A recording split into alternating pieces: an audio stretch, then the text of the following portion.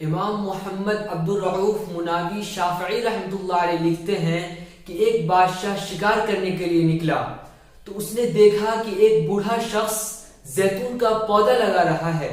بادشاہ نے اس شخص سے کہا، اے شخص، تم تو انتہائی بوڑھے ہو، جبکہ زیتون کا درخت 30 سال کے بعد پھل دیتا ہے، تو پھر تم یہ پودا کیوں لگا رہے ہو؟ بوڑھے نے جواب دیا، بادشاہ سلامت، ہم سے پچھلے لوگوں نے جو درخت لگائے تھے ان کا پھل ہم نے کھایا، اب ہم اپنے بعد آنے والوں کے لیے درخت لگا رہے ہیں۔ یہ جواب سن کر بادشاہ خوش ہوا اور اس نے کہا، زہ۔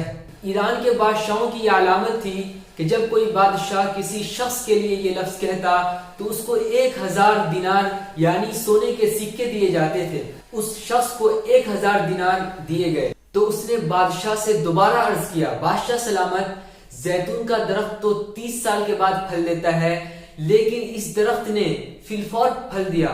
بادشاہ نے دوبارہ زہ کہا اور بوڑھے کو 1000 دینار مزید دیے گئے۔ بوڑھے نے بادشاہ کی خدمت میں تیسری مرتبہ عرض کیا، بادشاہ سلامت، زیتون کا درخت تو 1 سال میں ایک ہی مرتبہ پھل دیتا ہے، لیکن یہ درخت نے ایک ہی وقت میں 2 مرتبہ پھل دے دیا ہے۔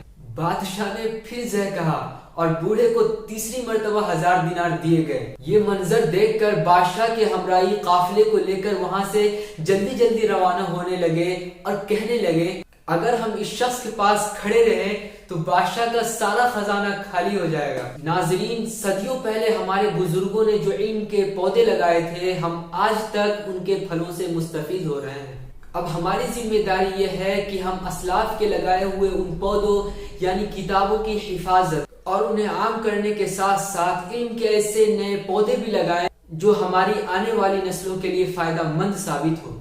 ایسا کرنے سے صرف دوسروں کا ہی بھلا نہ ہوگا، بلکہ جس طرح پودا لگانے والے بوڑھے کو فائدہ حاصل ہوا، اسی طرح انشاءاللہ اخلاص کے ساتھ علم کی خدمت کرنے والا دنیا میں بھی کسی کا محتاج نہ رہے گا۔ ناظرین، اگر آپ کو یہ ویڈیو پسند آیا تو ویڈیو کو لائک کیجئے، سعد اللہ آفیشیل چینل کو سبسکرائب کیجئے۔ جب تک کہ آپ رکھیے اپنا خیال، ملتے ہیں اگلے ویڈیو میں ایک نئے ٹاپک کے ساتھ، تب تک کے لیے خدا حافظ۔